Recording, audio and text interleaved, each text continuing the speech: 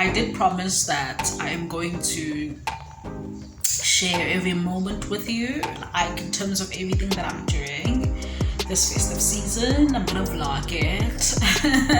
It's very hard to not keep that promise because I'm a person of my word.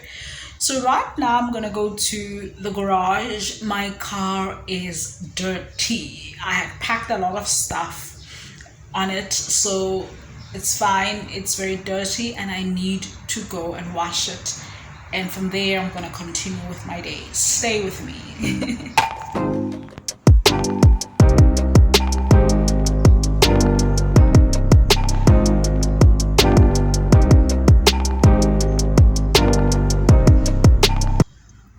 It's so hot out there, so I'm at the car wash right now. I'm here to wash my vehicle. I'm number 3 in line, so it may take a little bit of time. I just wanted to make sure that I go with a clean car so that I don't have the pressure to be looking for car washes wherever I'm going.